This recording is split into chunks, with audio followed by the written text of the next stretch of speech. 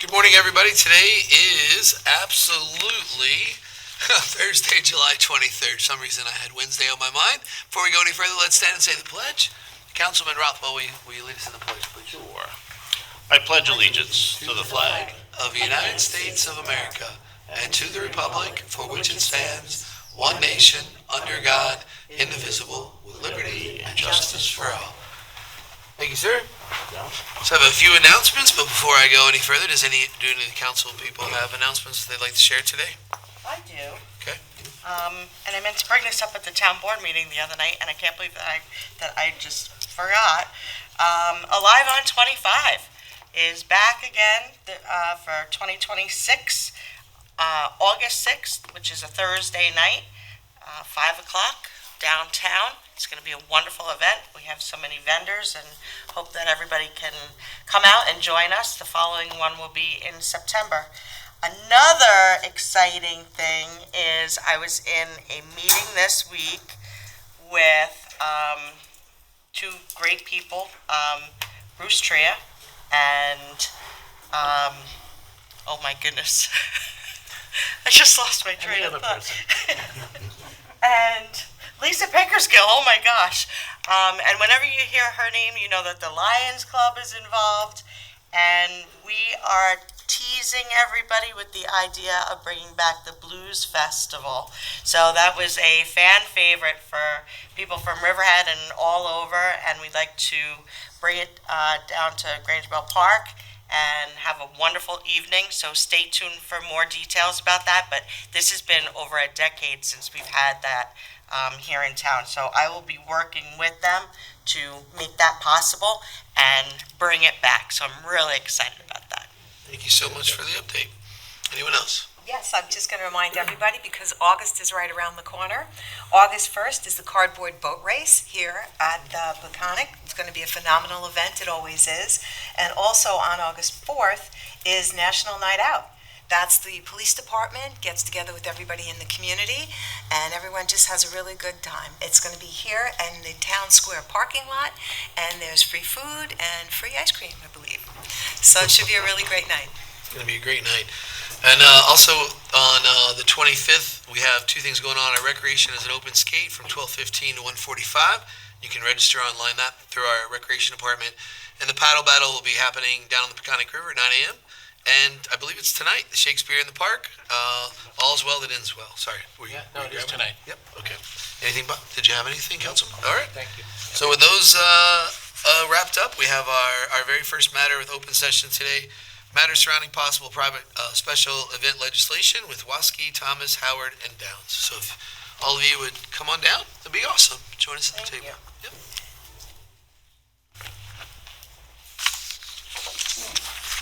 Hi. Hey, good morning. Good morning. So as you guys make your way to the table, let me start by saying that this is something that has been kicking around since I became councilwoman. I feel like I have inherited this. We have spent 2.5 years of my time working on this legislation, and I don't know which one of you would like to take the helm at this point and lay out what we've been working on. Before you start, I just want to say this. I have gone over and over this with the Ag Committee.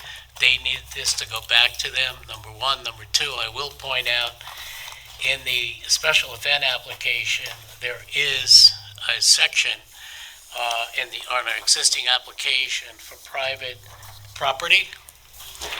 And I would recommend that what we do is just add an addendum in the existing special event code, right, to where on private property you get 8 and with the ability to go to 12.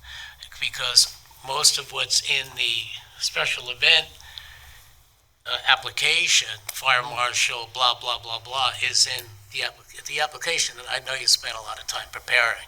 So the Ag Committee needs it to go back to them at this point. So, This, if it has not already, it is going back to them, and to, If I can also just say that, because I'm the liaison to the Business Advisory Committee. that's so where I it's know going. They were upset that, and if there was, I had just received this as well, so I'm reviewing it together with you, but, at our last meeting, I did not have anything. So, they are certainly asking, and they would like to take a look at it, to kind of make their own recommendations and so forth as well, so. Well, I Be think part that- of the process, that's all. Yeah, no, absolutely, and they are. We did discuss this at the last code revision meeting. The idea is to get this to the entire board for discussion. This is the only way that we're able to do that as a full board. And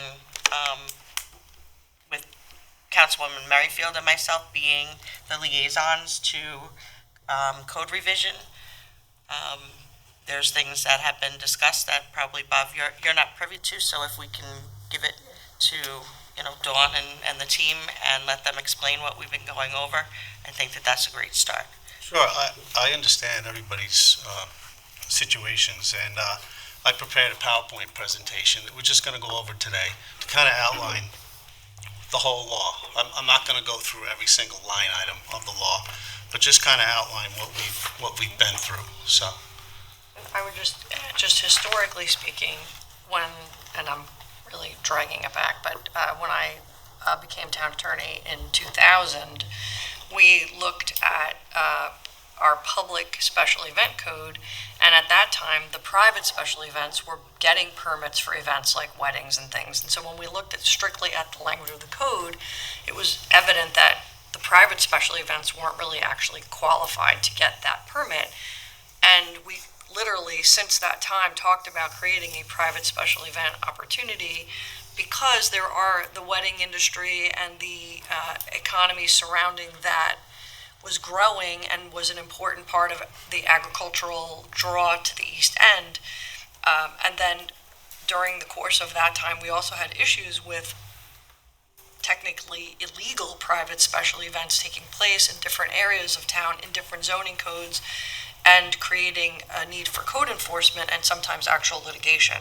And so we felt that the board, kind of the path was either we can shut them all down and not allow it, or we can embrace the economic opportunity that was forthcoming from it, but manage the potential adverse impacts to community members that were being created by some of those events. And so this code, Rich as head of code enforcement, and Eric in the law department, and me in community development, we've all dealt with this, feeling that we think that the economic benefit to the community and tourism is pretty exceptional. But how do we help the applicants manage a smooth process, and how do we not overburden them, which I know that's what the Business Advisory Committee is concerned about, and then how do we make it available to people. And also, it's not a cost to the taxpayers, because the work that's being done to manage the events that are technically not permitted costs. So that's really how we got here. So I totally agree with you. But again, there's private events, and I went through the code, and we're commingling it with agriculture, which to me, and I think what needs to be understood, that first of all, I think people see the traffic light as hell, right? That's one thing, but it's a promotional tool. When you have a private event on an agricultural situation, you're selling your products. I completely understand the properties that were identified that were not agricultural, and I totally agree with those locations, but to commingle agriculture with those locations, the Ag Committee is absolutely against. when we met with the Ag Advisory Committee, it was pretty clear that maybe they had kind of misunderstood the purpose. I gave them all this stuff, just so you know. I'd like to just Sure, explain please. where we were. They were kind of feeling for some reason that they were limited in the number of events they could have, and that wasn't the case in the code that was written. But most importantly, we emphasized the need for them to make sure that the events that are held in structures that are typically utilized for public assembly were safe. And so that was really the thrust of the code.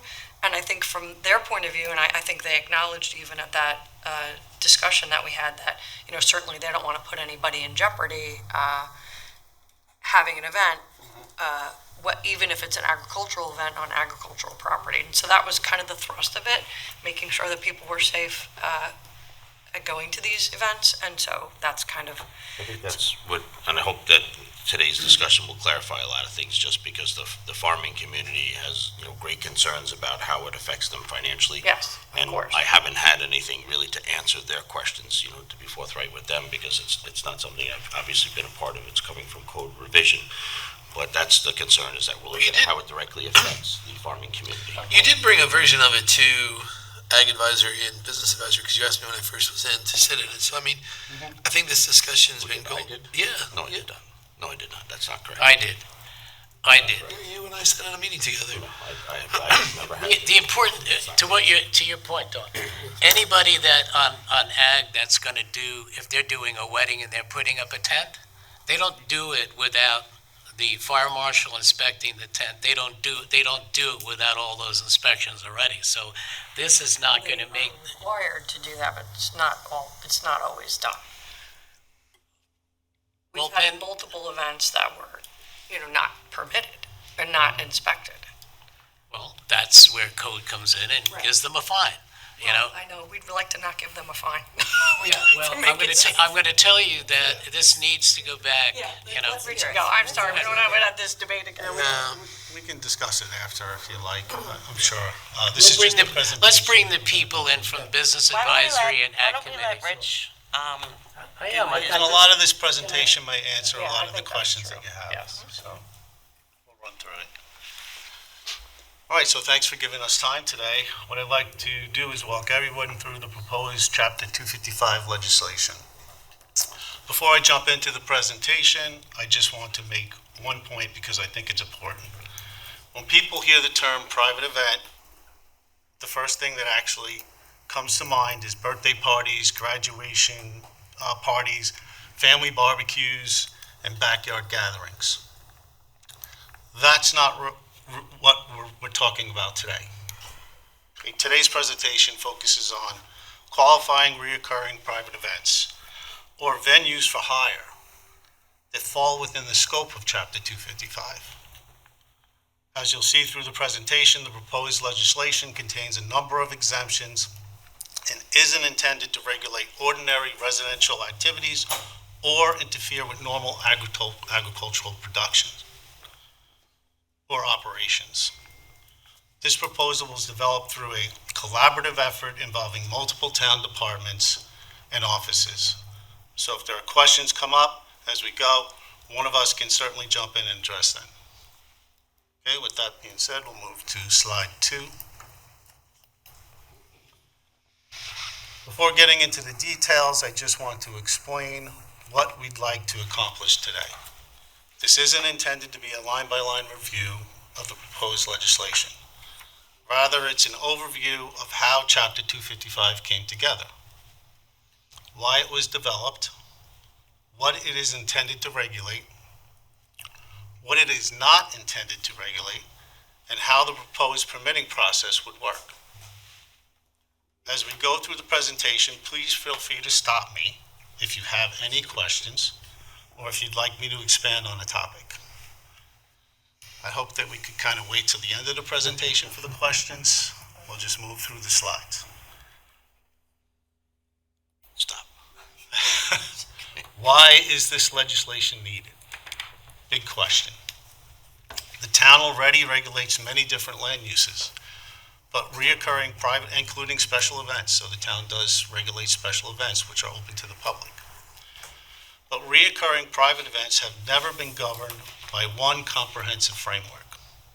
Chapter 55 brings that process together by establishing clear expectations for applicants, predictable protections for neighboring properties, owners and objective standards that allow town staff to administer the law consistently. This legislation isn't responding to one property or one complaint. It's about creating a fair, predictable framework that can be applied consistently whenever qualifying, reoccurring private events are proposed. Once we identified the regulatory gap, the next question became whether the town has the authority to establish this type of permitting framework.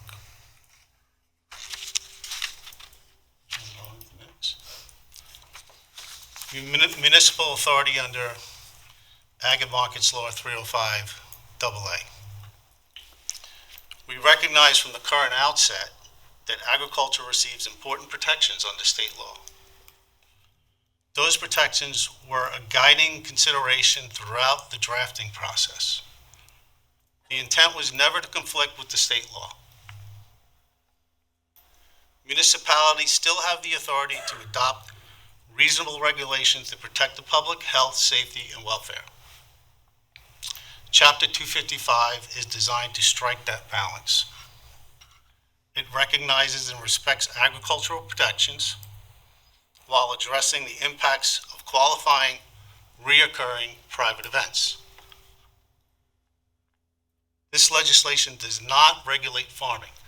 I want to reiterate, it does not regulate farming. It regulates the land use and the operational impacts associated with qualifying, reoccurring private events that are applicable with the state law. With that authority in mind, the next question became, what exactly is missing from our current regulatory framework?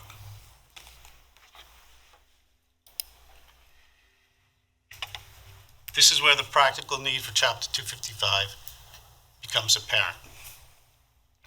The issue isn't just the event itself, it's the operational impacts that can extend beyond the property. Existing regulations don't address these impacts under one coordinated framework. These impacts can include traffic, parking, noise, lighting, emergency access, and neighborhood compatibility. Different departments may become involved, but there hasn't been one comprehensive set of standards to evaluate these reoccurring private events, which are happening all over the town right now. Chapter 255 brings those considerations together in one predictable process. So the goal here is to identify and address potential issues before they become problems, rather than responding after complaints are received. Now that we've discussed why the legislation was needed, I'd like to move into discuss what Chapter 255 actually does.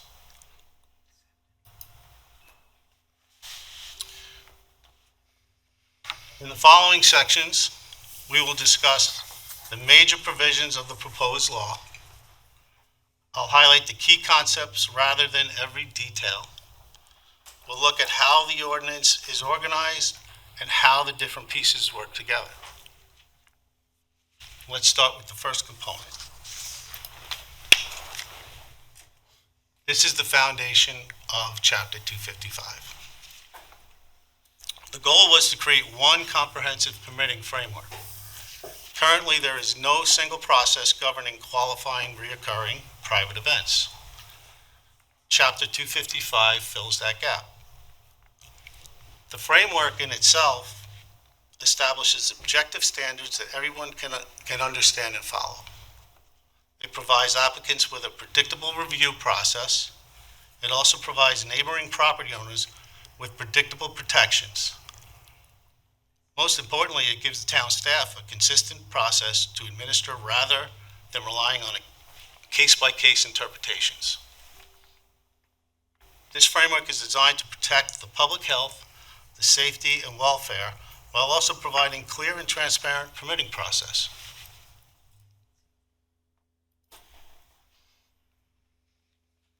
this law does not regulate. This is an important slide.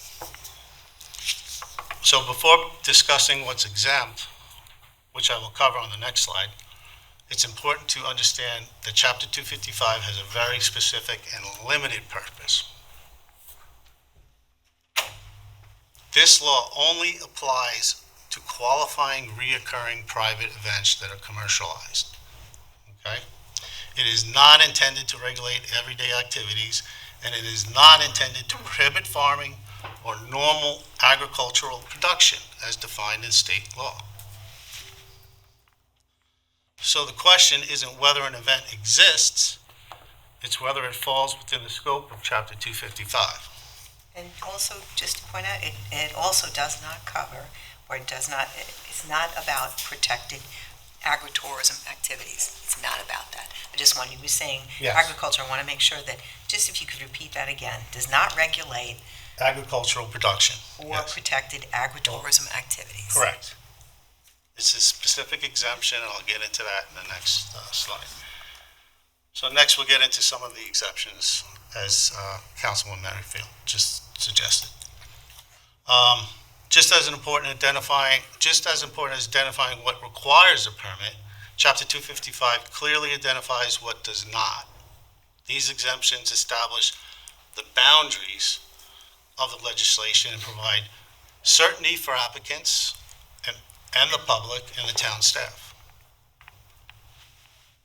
Activities such as qualifying agritourism, ordinary residential gatherings, those are your backyard barbecues, your grad parties, are identified in Chapter 255 and remain exempt. Other qualifying uses, including certain restaurants, catering establishments, bars, houses of worship, also continue to operate under the existing approvals and regulations. They are exempt. So they do not require a permit. So any bars, restaurants, downtown area, you have a little catering section in your restaurant, you do not require to have a private event permit. And neither does legitimate agritourism. Yes. The exemptions are just as important as the permitting requirements because they establish clear boundaries for the legislation and help avoid unnecessary regulation. So now that we've covered the activities that are exempt, let's look into who this legislation is intended to benefit. So who benefits? A well-defined permitting process benefits more than just the applicant. Property owners know what's expected before submitting an application. The review process is transparent and predictable. Everyone is working from the same standards. Applicants benefit because they understand the requirement up front. Neighbors benefit because they are established safeguards and operational standards.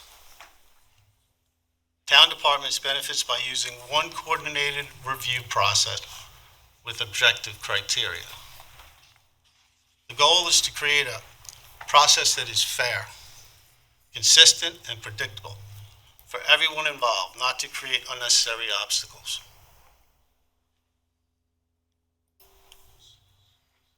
Traditional zoning wasn't really designed to address reoccurring private events, unfortunately.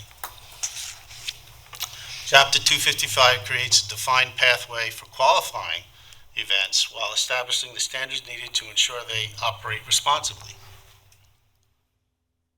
Instead of simply determining whether a use is permitted, Chapter 255 gives qualifying property owners a clear permitting process where one may not otherwise exist. And we have situations like that right now. In exchange, applicants must comply with the operational standards that address issues like, as I discussed before, the traffic, the parking, the lighting, the noise, and neighborhood compatibility. This approach provides opportunities for qualifying applicants while ensuring appropriate safeguards remain in place.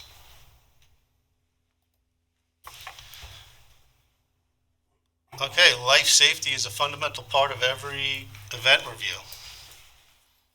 The fire marshal plays an important role in the coordinated review process here. Their focus is protecting attendees, neighboring properties, and emergency responders. The review looks at the issues such as occupancy, emergency vehicle access, fire and life safety requirements, and other operational considerations appropriate for the proposed event. Where authorized by law, temporary approvals may be used when appropriate while still maintaining oversight. The goal isn't simply to issue permits, it's to make sure qualifying reoccurring private events can operate safely.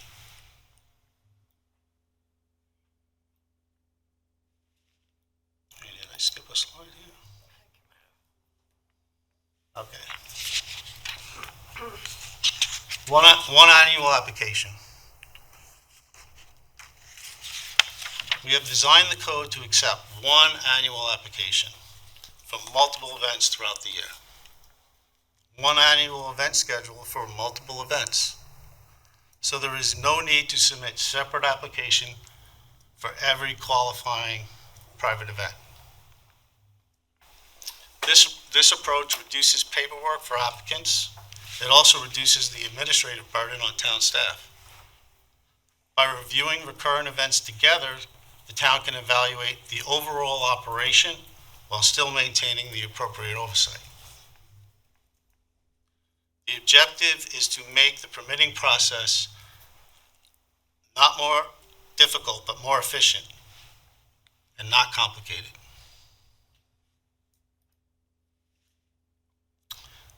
Annual event schedule. The annual event schedule gives both the applicant and the town a roadmap for the year. Submitted once each year with the permit application, this identifies the proposed recurring private events, allows the town to review the operation as a whole. Knowing the proposed event schedule in advance helps departments coordinate the review. It provides predictability for both the applicant and the town. If changes become necessary during the year, the legislation includes a process for handling those changes. The annual schedule isn't intended to make the process more rigid. It's intended to make it more organized and predictable.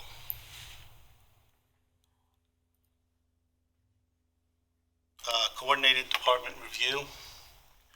No single department can review every aspect of a reoccurring private event. That's why Chapter 255 uses a coordinated review process built into the law. Chapter 255 establishes one coordinated review process. The fire marshal plays a central role in reviewing the fire and life safety aspects, while other town departments participate as needed with their respective areas of expertise. So there may be an application where code enforcement has to review it for noise mitigation, or there may be a situation where planning department has to review it for parking. This coordinated approach promotes consistency, improves communication between departments, and provides applicants with a more efficient review process. Operational standards are the practical safeguards that help reoccurring private events operate responsibly while protecting surrounding neighborhoods. Chapter 255 established that. These standards focus on how an event operates. They address the real-world issues that commonly arise with reoccurring private events. The standards are applied consistently to qualifying events. The goal is to identify potential impacts before they become problems. The standards address traffic, parking, lighting, fire, and life safety and sanitation, emergency access, crowd management, and overall site operations. These are practical operational considerations designed to protect both the public and the neighboring properties. The purpose of these standards is not to prevent events, is to establish reasonable expectations so qualifying events can operate safely, responsibly, and consistently. This is Councilman Kern's favorite one, probably. Oh, good. Looking forward to it. Outside noise Yeah. is one of the most common concerns associated with recurring private events. So Chapter 55 provides a framework for reasonable mitigation. Every property is different. There is no one-size-fits-all solution. The objective is to reduce impacts on surrounding properties where appropriate. Depending on the site and the proposed event, mitigation measures may include things such as speaker orientation, locating entertainment away from nearby residences, sound absorbing materials, or temporary sound barriers where appropriate. Other reasonable operational measures can be also made. The appropriate mitigation will depend on the characteristics of the property and the surrounding area. The objective is compatibility, not prohibition. The goal is to identify practical solutions that allow qualifying reoccurring private events to operate responsibly while respecting neighborhood properties. That word didn't come out right. The annual event limitations are intended to strike a balance between opportunities for qualifying applicants and the protection of surrounding neighborhoods while preserving the integrity of the town's zoning framework. The legislation establishes a general annual event limit of 8 events per calendar year and up to 12 events with a waiver.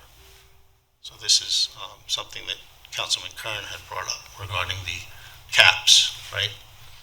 The event limitations. Well, I'm aware of it when it's non-agriculture. I think you need to be specific when you say that, that the 8 is non-agriculture. Yeah. This whole code is not going to apply to agricultural production. So it's not agriculture. The limit provides predictability for applicants, neighboring property owners, and the town. It also helps distinguish incidental, reoccurring private events from a more intensive commercial event venue standpoint. So I think we can agree that there's agricultural production, and then in some cases, not all, but you may have a situation where a building just becomes a commercial event venue as opposed to ag production. So qualifying wineries, vineyards, and farm breweries operate under a distinct legal framework and are not subject to the general annual event limitations established by Chapter 255. These are established principal agricultural land uses that have already undergone the appropriate land use review for their operations. Although they are not subject to the general annual event limitations, recurring private events that fall within the scope of Chapter 255 and are not agricultural production must still comply with the chapter's permitting requirements. Operational standards, fire marshal review, and enforcement provisions. Chapter 255 recognizes the unique legal status of these agricultural operations while ensuring qualifying recurring private events continue to operate under appropriate public safety and operational standards. Chapter 255 is not intended to regulate agricultural production. That's probably the 7th time I said that. It recognizes the existing legal framework for qualifying agricultural operations while ensuring reoccurring private events are conducted safely and responsibly.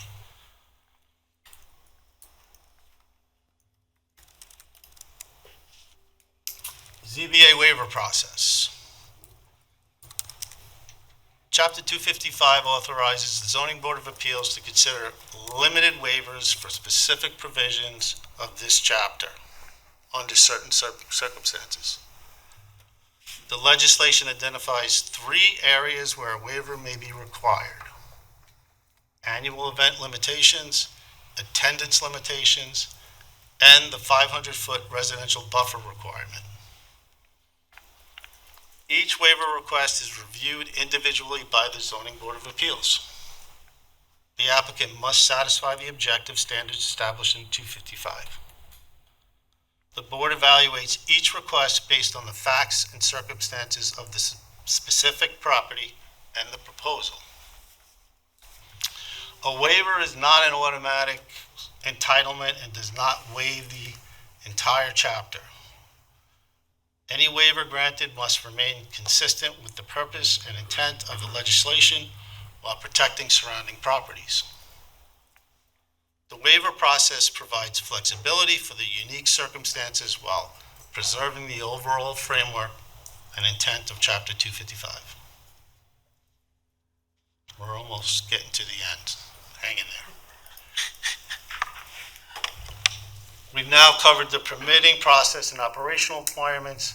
This final section explains how Chapter 255 is administered, enforced, and applied consistently to protect both the applicants and the public. Let's look at the first one of the foundational principles of Chapter 255, objective standards. Chapter 255 establishes objective standards that promote consistent, transparent, and predictable decision-making for applicants, town staff, and the public.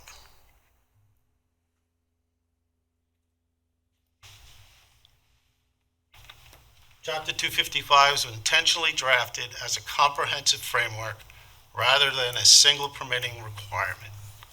It brings the various review operational, safety, and enforcement provisions together into one coordinated process by establishing all of the above: clear definitions, objective permit requirements, operational standards, public safety safeguards, due process protections, enforcement procedures, and appeals and administrative consistency.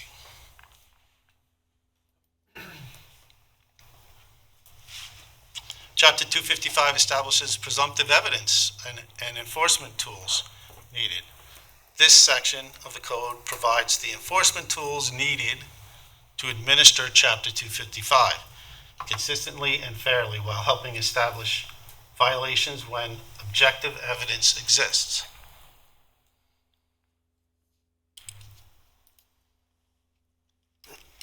Like any local law, Chapter 255 includes enforcement provisions to encourage compliance and provide the town with the tools necessary to address violations when they occur. The goal is education first, as always, compliance second, and enforcement only when necessary. The purpose of the permit fees is to recover the reasonable administrative costs associated with reviewing and administering the program, not to generate revenue. These activities require staff time across multiple functions, and the goal is for those costs to be borne by the applicants utilizing the program rather than the general taxpayer.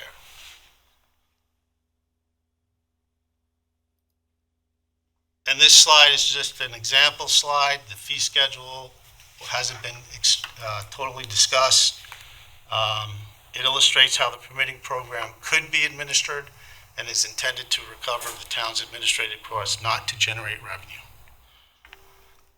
The town board ultimately determines any fees through the legislative process. I'll let you digest that.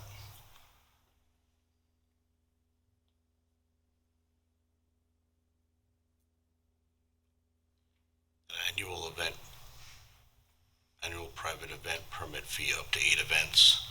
Sometimes some operations might not be able to plan out their entire year.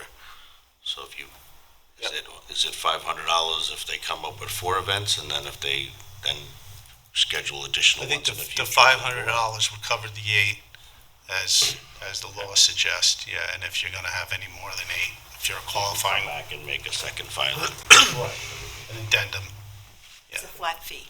yes, When you flat, end up, you thought you had 8, but you have 5, you can't come back for a refund. right.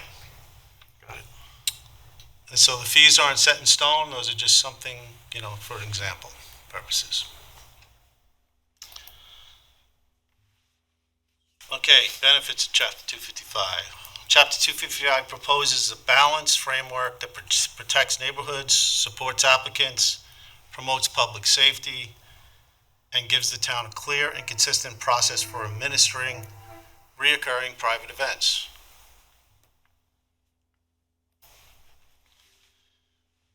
In closing, Chapter 255 is intended to provide a clear, fair, and balanced framework for reoccurring private events, one that supports applicants, protects neighboring properties, promotes public safety, and provides the town with a consistent and objective process for administering and enforcement.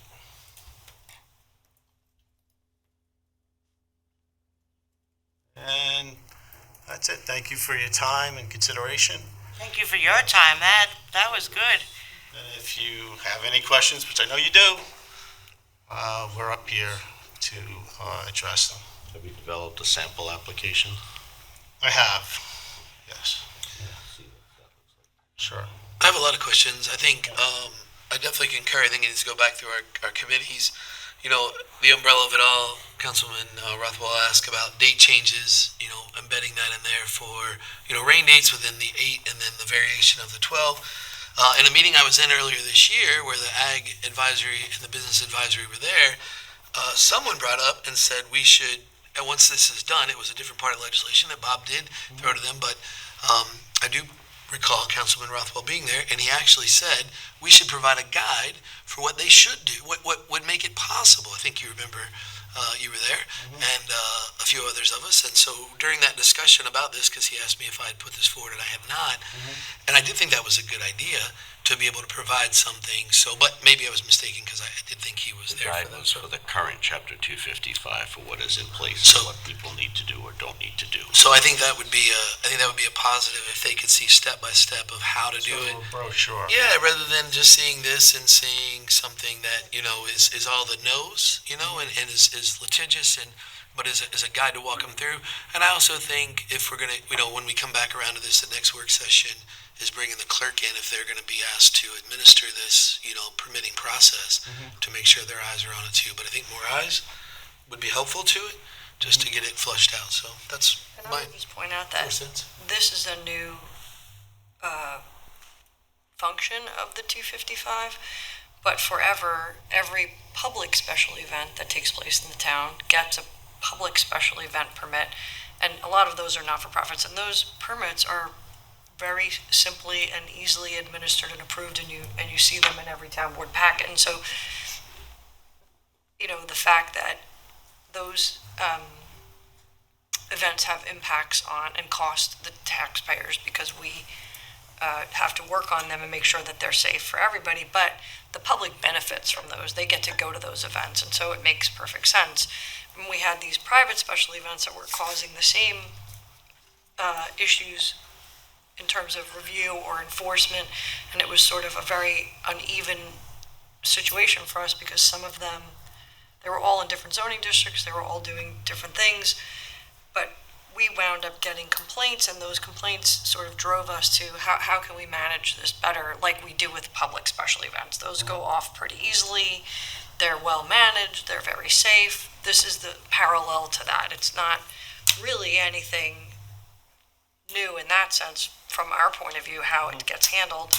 It's just that it is applying to a different thing that has grown as an industry. And just to give you an example, on the one, if an agricultural production issue event, so a winery can sell their product at their winery and use an event to promote it, like a wedding. They could also use a public event to promote it.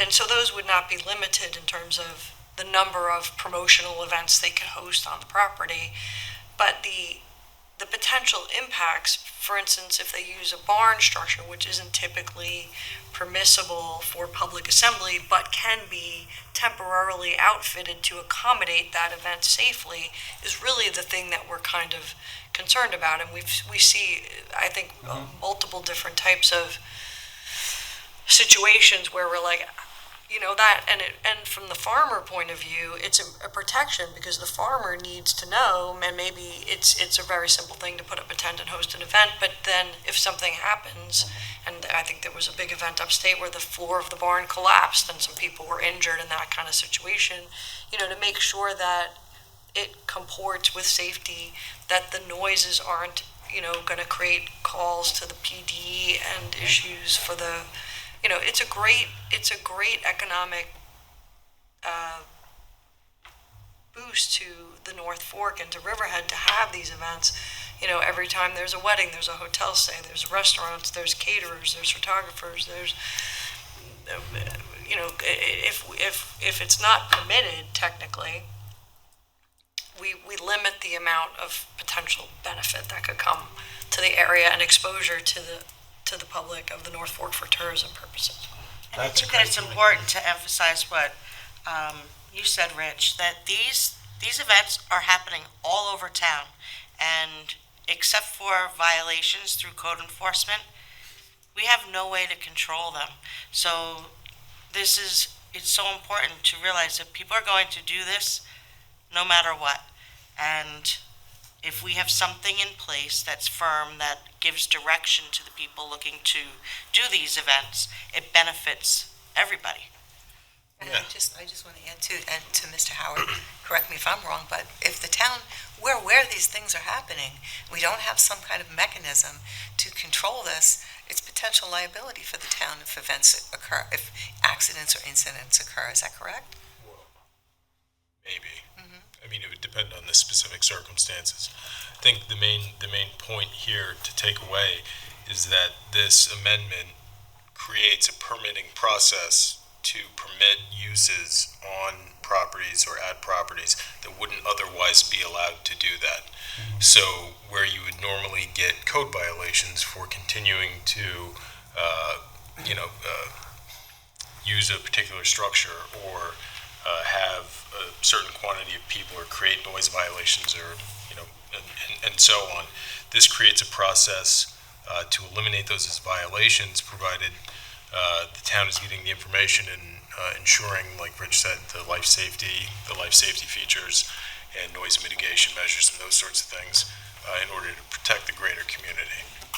It's safe to say that focusing on, obviously, you've mentioned not farming, because farming is agricultural properties can be incorporated in every aspect of a wedding. Whether you're going flowers, it's the bouquets. If it's wine, it's wine. If it's food, it's the dinner served, and so forth. Is your intention really focusing on a property that is not farmed, but maybe if somebody owns a sprawling area that is not farmed in any capacity and they hold multiple events throughout the year, is that kind of your primary focus? This has been an ongoing situation, and it's not necessarily a bad thing that the economy is driving those kinds of things to happen. I think it's a great economic benefit to the town, but they weren't permitted. So this really expands the opportunity to host events where they weren't formally permitted at all. The wineries are one thing, they have permissions, and many of them have buildings that are already outfitted for public assembly, and they've done that work. This isn't intended to do anything to change that, but it's expanding the opportunity to host these kind of events in a safe and... Expanding for who? For I agree with you, and I want to just be really clear, because Rich, I know you and I spent a lot of time on this as well, and I am in absolute favor of non-agriculture, because we all know it's happening, that this happens immediately for non-agriculture. I am also in favor of anybody in agriculture who's close to, I am very much about the noise mitigation, and there are simple effective, inexpensive ways for them to do that, which I know is a separate issue. My concern is this. I don't want agriculture involved in this at all. I agree with everybody in terms of we all know that there are actors out there who are doing this, and we need to get on top of this, right? When you do a blanket, and I'll just give an example. Here's a place, they have a big open field. They're not in agriculture, right? So they apply for their 8 events. So they do one, we do a tent inspection, which is additional, right? And for 3 weeks, that tent comes down, and then they do one 2 weeks later. They need to be aware that that blanket application doesn't give them the ability to put another tent up without an inspection. I just want to make sure there's no loopholes there. No, there isn't. The tent permit is separate and distinct from the law, so they still would have to apply for a tent permit. Yeah. As required by the fire marshal. So I mean, that's, But anybody could put a single tent up for 180 days and for the most part Right. cover their entire, warm season months for events. but they would be subject to this law, 8 cap, 12, yeah. Yeah, and I'm all in favor of that group. I'm not in favor of this being at any way commingled with agriculture, because with agriculture, anybody, there's wineries that get their 180-day tent permit and they are good to go. There are wineries that have buildings that have sprinkler systems and have been inspected, get annual inspections, and they're good to go. This doesn't really apply to them. I don't care if they have and the other thing is, just having done that, and I was around back in whatever it was, 2004 to 2006, when the town wanted to limit agriculture to 8 events. We had to go to Marcus, we had to go to the SLA in order to fight this town on that particular topic, so I'm very familiar with it. I love the idea of regulating the people that are non-agriculture doing this ad nauseum. Well, we got to also agree that there's an operational gray area even within the wineries. Well, I need to know what that is. I I want to know what that, understand, I There need is to know what one that out there. is. There is one there. So, and some of the wineries have even. You can tell me offline. I'd like to know what it is. I think that's important. Outside of the scope of ag production, as defined in the state. Keep one thing in mind, and I just know this from running an operation for a decade, that anything that we did during the day, traffic coming in, that was gravy. But you constantly need to come up with things. We did when we first came out. We had the company that invented it out there, and we had TV screens set up. That brought a lot of business to us, and hundreds of events. Legislation doesn't require an agricultural, they're going to apply as an agricultural applicant, and we're not going to demand any financial proof of anything from them. It's not required as part of the application. If their barn is approved, it's their barn to use. They don't need to submit to this. This is, to me, it makes perfect sense. If you're not in agriculture, we know what's going on, that these people need to, file a permit for their 8 events and get a waiver for 4 more. If you designed an application, it'd have to be bold right on the top of it. If you are an active farm and agricultural production, you are exempt from this application. And that would be straightforward, and so that would give them the complete coverage of understanding that I own and operate a farm. I do not need to worry about this process. Yeah, that doesn't mean that they're... Apply and identify your events, but you wouldn't be limited by the 8 to 12. That's the difference. Yeah. Because if you have the barn What about the structure, fees? I don't want to pay fees. I'm already in a production of a farm, so I don't want to be Most financially farms, harmed in any way. most, let's just call it, broccoli, tomatoes, potatoes. Most farms that are doing that aren't going to probably be enticed to do wedding venues. Okay? No, they might be. I've been But speaking... this law would allow that to happen, though. Yeah, So but... this is expanding actually- agritourism opportunities. Wait a second. Rich, I'm sorry to interrupt, Okay. but if I'm growing tomatoes, right, I'm growing broccoli, right, and then I have another crop that I just harvested and somebody wants to do a wedding on my farm, okay, so, well, Are you putting potatoes on the tables or Maybe. tomatoes? Or Maybe. what?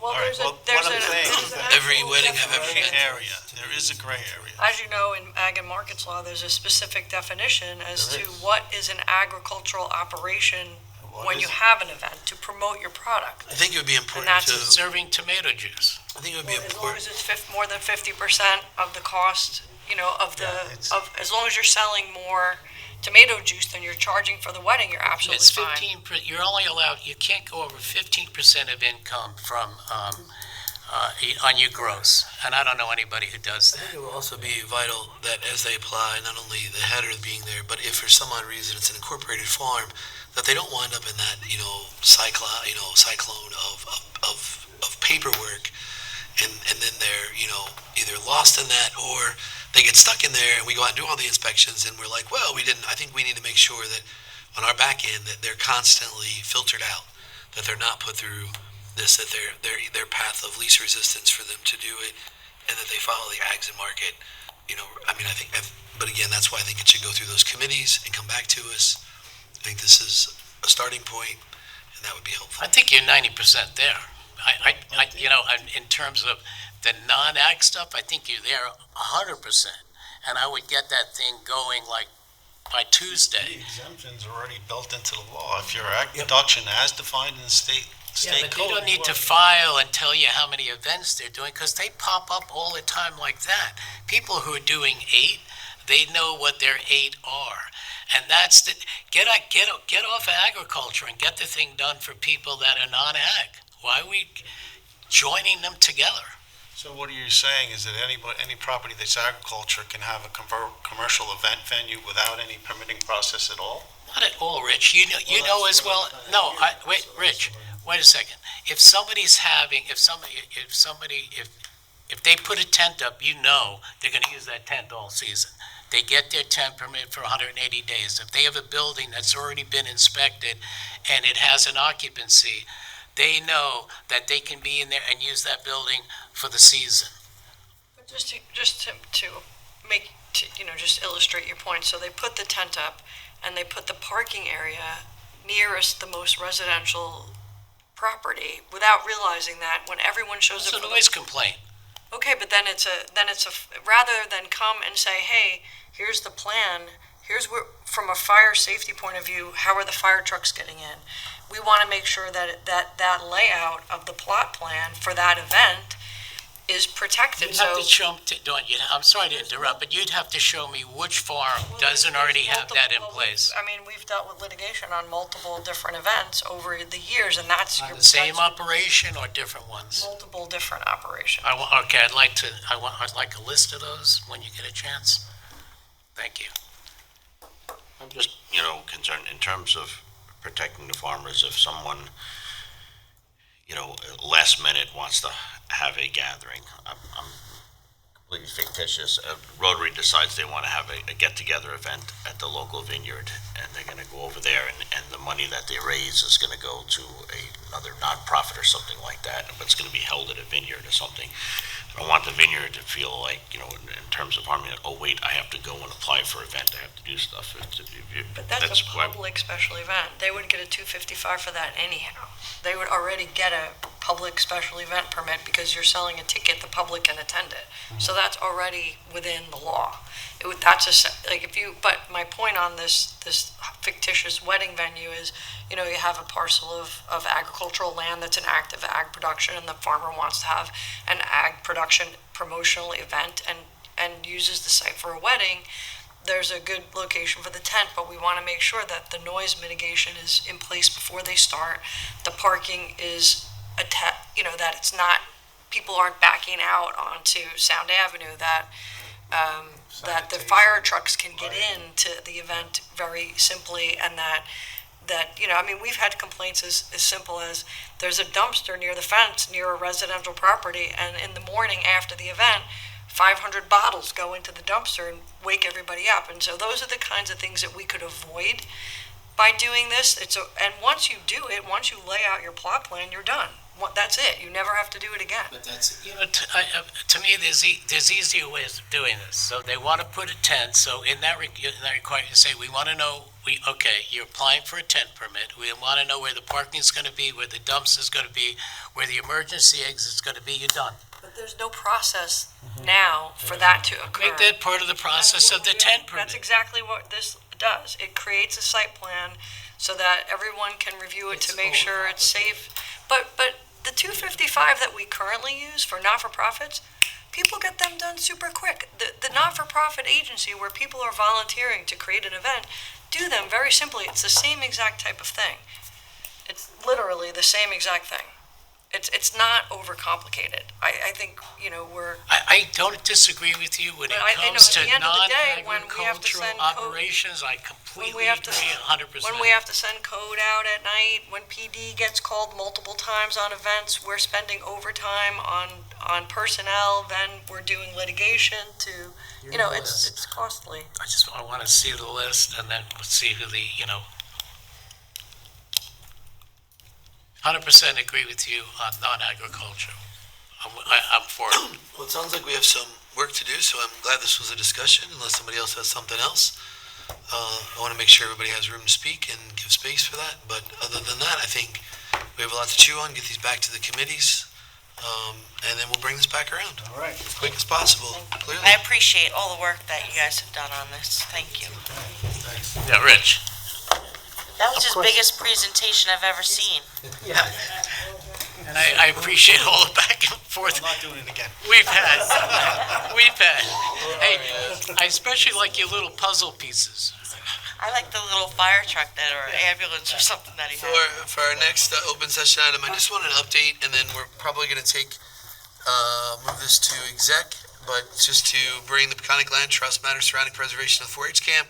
I've asked Julie Wesnofske to join us, and Legislator Dorosky to come up if he wants to, just to have a quick discussion to make sure that we can move forward with Peconic Land Trust, work together with the county, making sure that that we want to do that together and bring this to exec for a discussion on contract price, all of that stuff. So, thank you, Julie, for being here. I just wanted to give the board members a chance. I know we had talked about it, we said we were in favor. Just wanted to confirm that. I'd given kind of a quick update at the board meeting, and I did want to ask. One of our hurdles has been the buildings on the site, so I did want the public to know we are going to ask you to partner with us. At least my feeling is to remove Why are those. we not having this discussion here? We just need when we do the official negotiations of the contract, we need to bring that into exec. So. I just want to make something I didn't clear. know that we're ready to go into a contract. Okay, then maybe not. But So that's why I'm I here. want to make it clear, when this was presented, I never said I was in favor of it.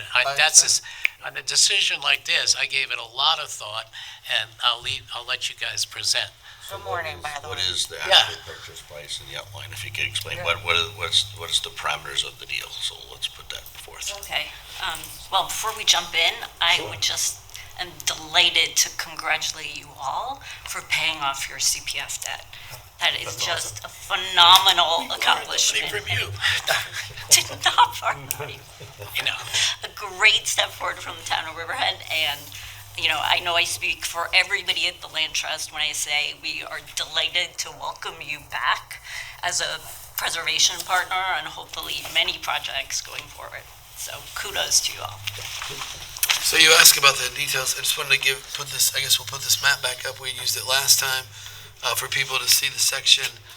Justin, if you could pull that up, the section that we've been asked to preserve. So what's the total acreage? We'll start there, I guess. So I guess, and this is, just to recap, I think that's a good idea. It's 145 total acres. The site, plus or minus, the surveys obviously still have to be Pending, done. but they've done the field work. We'll know soon, for sure. I think the way that we had discussed most recently about moving forward with this is the Suffolk County would preserve about 40 acres of farmland. Those are the two parcels on Sound Avenue.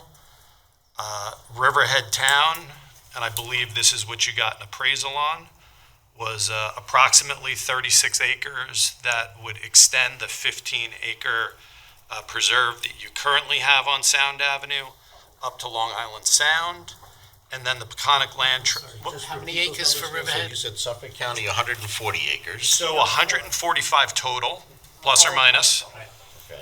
So who's getting what? Suffolk County's getting how many acres? 40 acres of farmland, and that's broken down into two different parcels. 40 acres total for the county. Yep, but And then basically, Riverhead? would be about 36 acres. And the Peconic Land Trust, Where is the 36 acres? That's what I'm having to pull them out. We had given, But Justin, come on. we had handed these out last time when we had this discussion. Yeah, I didn't bring Okay. I didn't bring it down, sorry. Greg, I'm sorry, you said 40 acres for the county for farmland. Farmland. And then 36 acres for Riverhead. Is that classified as farmland as well? no, that would be open space. Just steal this. Yeah. So they can put it up a different way. Be right back. And Peconic then- Land Trust, how much is then the balance? Would be about 69 acres. So to be clear, the land trust is purchasing the entire 145 acres from Nassau County. The Peconic Land Trust portion of the Then 69 is going to be we- open space as well. We are dealing with Suffolk County for them to purchase the development rights on the farmland portion. That's so Peconic buys the whole thing, Yeah, They are. okay? And Suffolk County's then purchasing the development Development rights. rights off the farmland.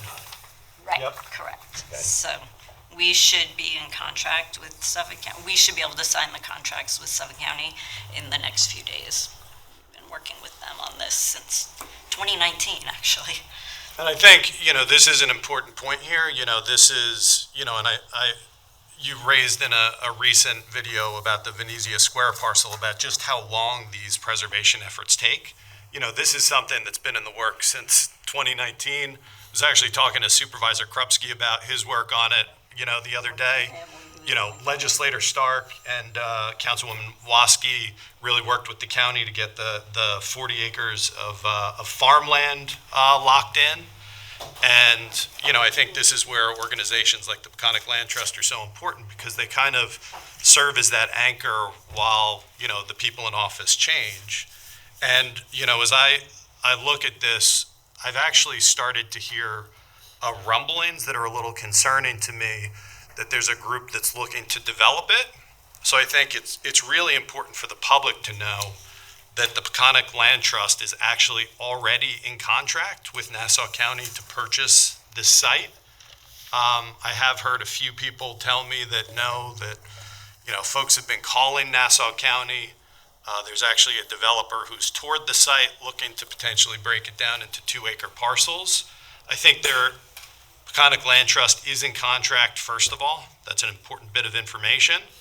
But it is also important to figure out if Riverhead Town is interested in these 36 acres or not. So then, Peconic Land Trust can decide what's going on. Obviously, that needs to probably be an executive session discussion, looking at what your appraisal says, discussing, as I see it, as I've toured the site with the supervisor, there are some structures on the site that obviously would need to be removed if it's passive open space, discussing how that happens.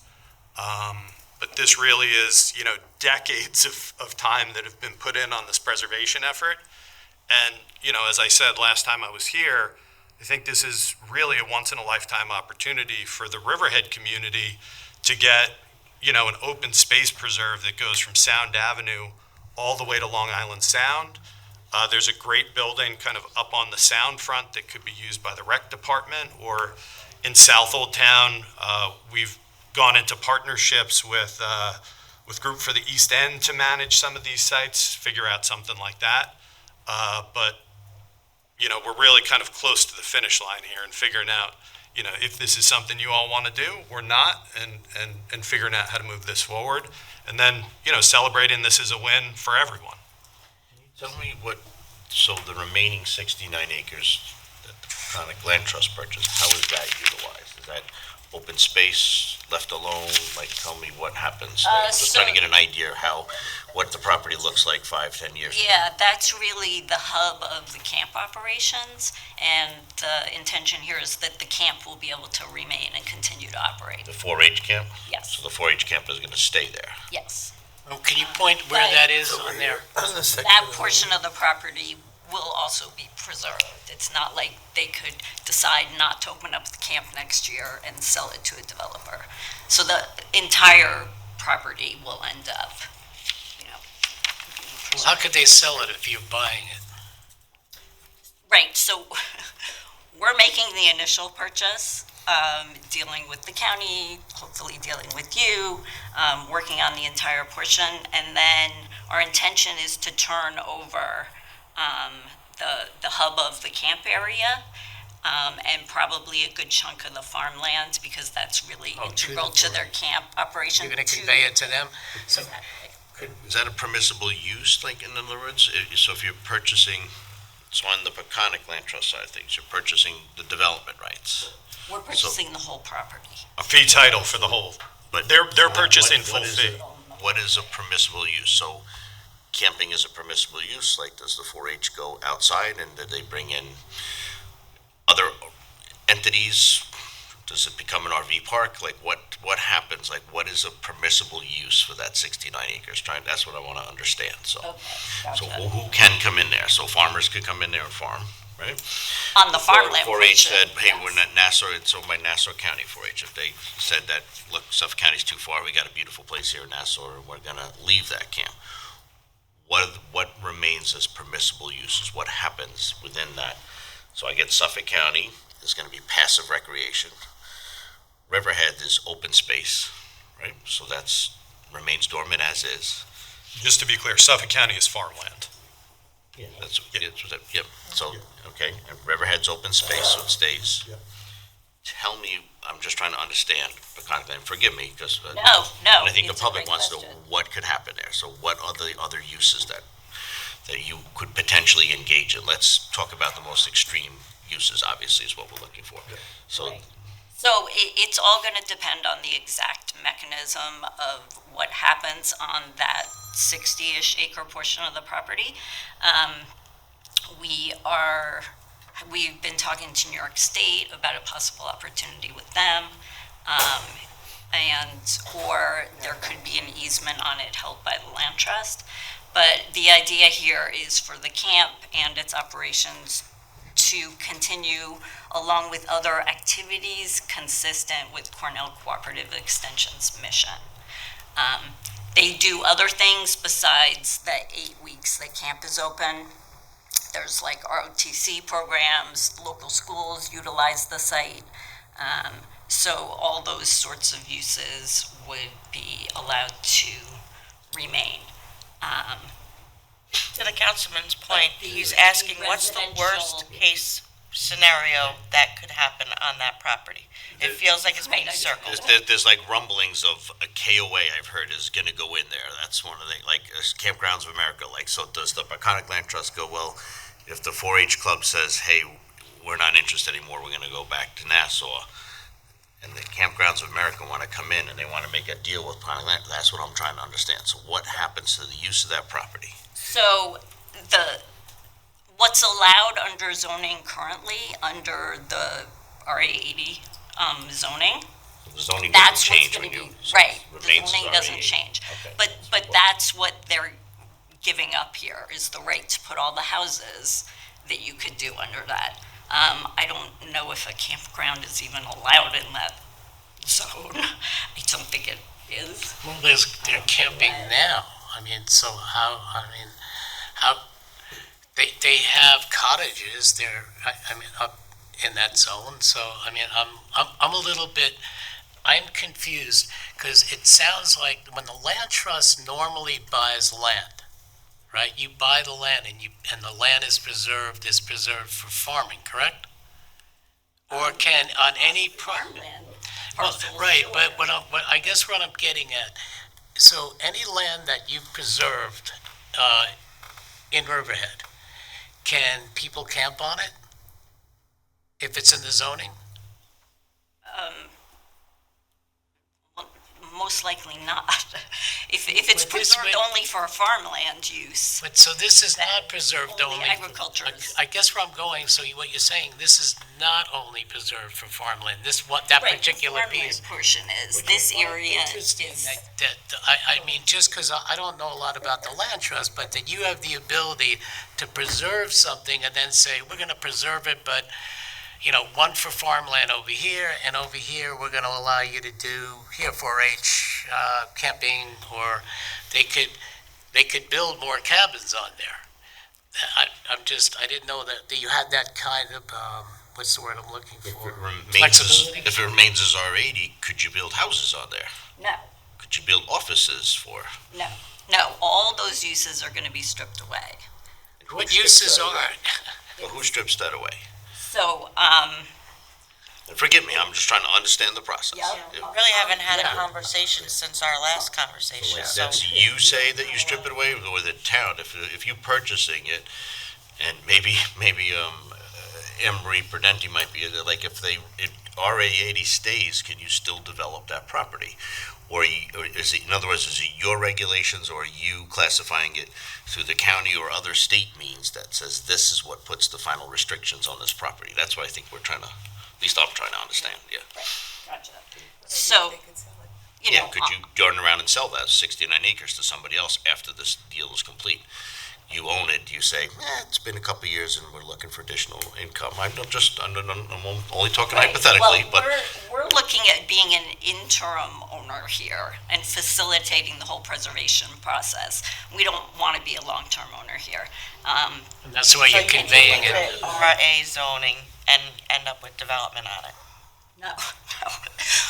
But you're conveying it to the 4-H. Yes, we Right. would like So to you're give it. done. That's the interim part of this. Right. You're But they conveying will it. be, then they cannot turn around and build houses there. It's going to be restricted. In your contract with them? So it depends how it works. If we get money from New York State, they have their mechanism and their language that they are going to apply to that area of the property. I've asked Emery to come up and just maybe bring a little clarity to some areas of how this mechanism would work. You? I think typically the way these things works, I don't want to come over the top. work is with covenants and Typically, restrictions. what Peconic Land Trust does, this is not a unique situation. They have, quote, created preservation efforts not dissimilar to this. Typically, what you will see are certain restrictions regarding every piece of property that they convey and its use. And if the town was so inclined to participate in this, I would assume that the town board would actually want and require a restriction that that piece, that 65 acres, would not be redeveloped for the following uses. And you can identify. covenant is put on the deed of the property, so Yeah, if it's an Peconic Land agreed Trust sells it. covenant of the partnership in the preservation effort. In the entire piece, and, Correct. with everything. Not atypical. But, and so when it gets, there'd be covenant and restrictions that would then pass on to the 4-H once the land is conveyed. Right. 4-H is not going to get property with all rights intact. It's going to be restricted before it's turned over to them. Peconic Land Trust's efforts in preservation are supported by individuals and entities that are in favor of preservation. So I understand. those individuals or entities contributing are not seeking to contribute to a residential grid development. No, I get that. Where the confusion was that, when Julie said whatever's allowed in RA 80, I'm like, okay, wait a second, what is, that's where I'm like, like, where's that line? But these are, if you look at the New York State program she's mentioning, there's certain requirements that they assign. I think to the attorney's point here, I think it would be a good discussion for Riverhead to have to say, all right, these are uses we would never want to see there, and you weigh in, because, you know, any of these rumbling, I've heard similar rumblings about KOA on either side that maybe that's what Riverhead was looking to do. The more that we can provide certainty for the public, I think the more the public, you know, there's already been such an outpouring of support for this preservation effort to make sure that what the intended purpose is actually the outcome that we achieve. And I think to have all of these discussions now, even this, is very helpful to clarify that point. And, you know. I'd like to see a contract with the county. I mean, you know, it would be very interesting to see what provisions are in there, or is there any covenants in that contract, or what? So the county of Suffolk is going to put, Nassau County. Yeah. I'm talking, Nassau County is They're just, selling it. They're selling full fee. Right. I thought you had an agreement with Nassau County. I'm sorry. They do, Oh, for you the do? purchase of the full fee title of the And property. that's it. With Okay. all Fee the rights simple. intact, everything, Okay, I get it. they're doing it. And really what they're serving as an intermediary here to break it apart. And I think that's initially what brought the discussion forward with Riverhead to say, hey, this is a great opportunity for you all to have open space here, and whatever that means to you, and however you want to define that with your covenants and restrictions and all of that, do that, purchase it with CPF funds, and then work together on that 69 acres. And, you know, there is a negotiation going back and forth with PLT and Cornell Cooperative Extension. They want to keep the camp there, what that looks like. But to your point of what future uses could be, absolutely makes sense to have that discussion. so what is the cost? So what is the county paying first? Yeah, what is everybody paying? Thank you, Ken. I think I that's, think we that can't should be discuss Yeah, I that. think that we need to go to executive session if that's what we're bringing the other force. well, I'm I just think going the to, public wants to know so, what it's gonna cost. so when it comes to expenditure of community preservation funds, it is a requirement under general municipal law, town law, and town code that you have a public hearing on it. Yep.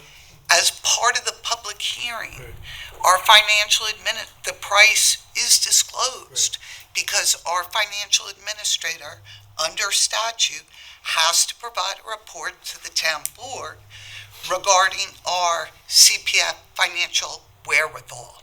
The one aspect this project adds, if my count is correct, you have approximately 40 structures. On the whole site, there's approximately 100. On the proposed 35 acres for the town, there's proposed 40 structures.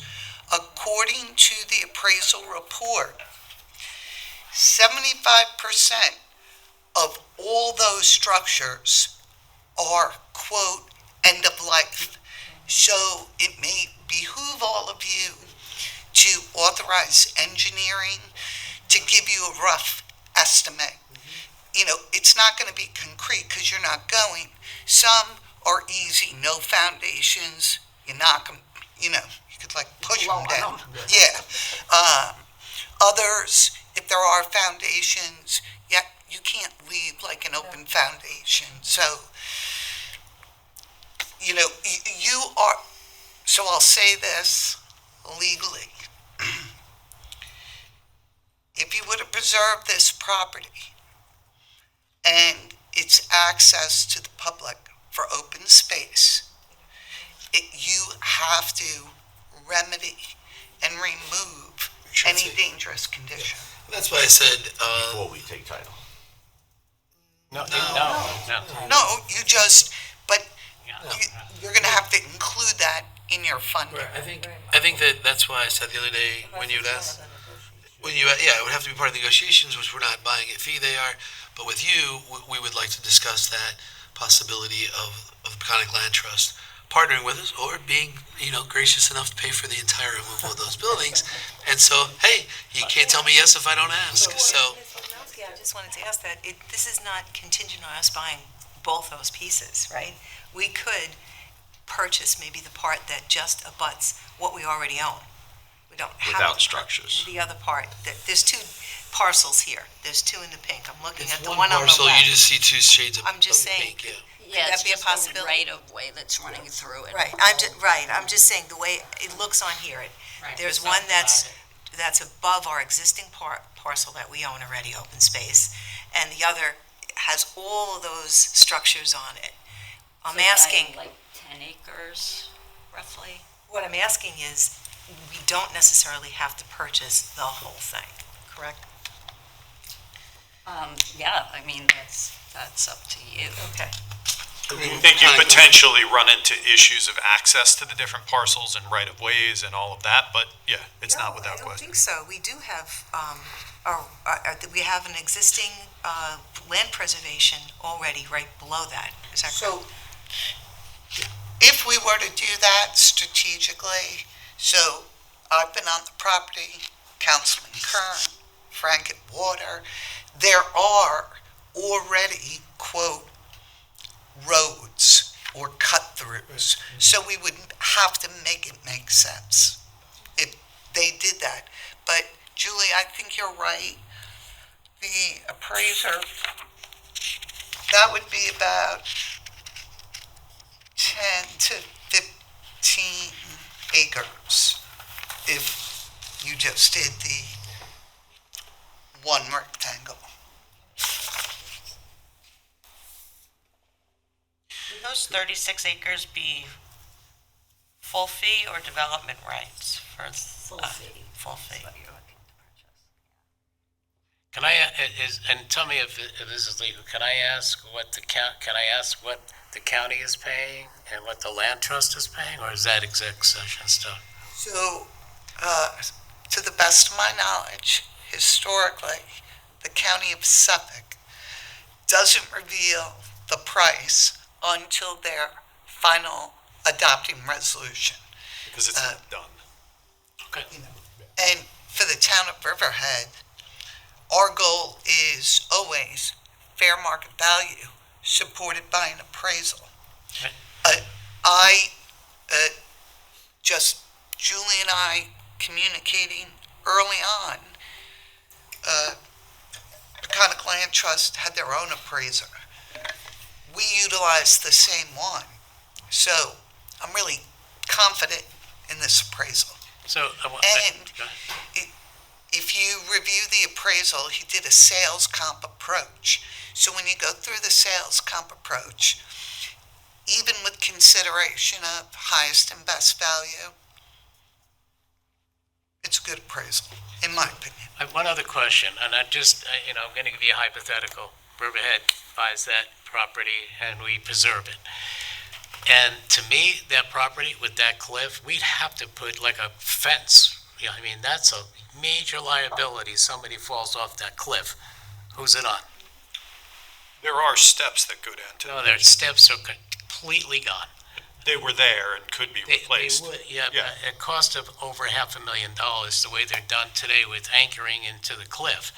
And I got a rough estimate on demolishing and removing those buildings, which is, Over 2 million. yeah.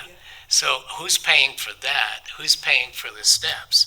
And then I get very concerned about, not having any fence, regardless of the steps, because the steps are to the east. I've been on that property, but there's that whole big piece like that where somebody can just walk off and goodbye. So, I don't want that liability, but Who do we give permission to if board members wanted to walk the property just to see this? Do we? I just drive up there. I would prefer to have permission before I go on somebody's. Didn't work out well. Is that something acceptable to somebody that we can see what we're buying? What I would say is that, yes, we can absolutely do that, but it is a little bit more complicated while camp is in session. So Just let us know an appropriate I time can or something. see if I can arrange that, but they might rather wait. Julie, what about just the eastern portion? Wait. There Can is I no ask session Julie, is the camp utilizing any portion of that 35 acres currently? From what I understood, they don't utilize it, but they consider it part of their property. So if you're on that property and camp's going on, they want to know what people would be on that property, Right. from what I Right, understand. but yes, they're not having any They're not, sort of activity. don't do anything there, but Regularly. you are I think they do go up to the Cliff House occasionally. Okay. For like a special, Little high. Maybe a When does tour it at the end? end of the camp I season. don't know the exact day, but it started June 26th, I believe, and runs for 8 weeks.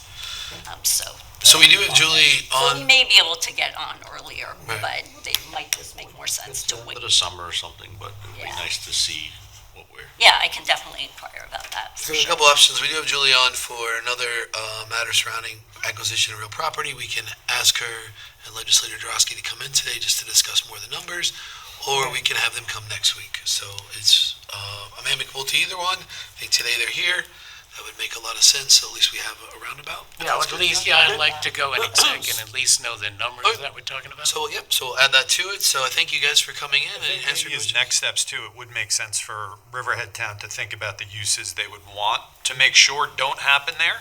Yep. Just so Yeah, everyone's clear about that and, they're solvable problems the way I see it. Yeah, And, you had said that. I think yeah, I wrote that. just so we're summarizing. Absolutely. So they're coming up to exec session? Yeah. Good. Yep, so, Change venue for that? yeah, we do.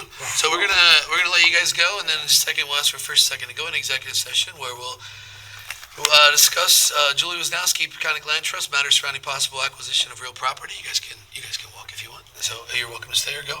And then also Julie Wesnowski, Legislator Drosky, with more matters surrounding acquisition of real property, more legal matters, matters surrounding update on litigation between the town of Riverhead and URT, matters surrounding update on litigation between the town of Riverhead and Suffolk County Water Authority, both of those with Councilor Howard. And then personnel matters, matters surrounding change in status of an employee with Shandel and STRIPLIN-TIO, matters surrounding update on miscellaneous personal matters with Councilor Howard, and matters surrounding possible change in status of an employee with STRIPLIN-TIO. May I have a first and second to go? Can I just add, Oh, absolutely, I'm sorry. for the next thing on the agenda for the executive session, if Emery Prudenti could be in attendance? Absolutely. We love when Anne-Marie's there. So, first and second to go into exec. So moved. All in favor? Thank you for your time, everybody.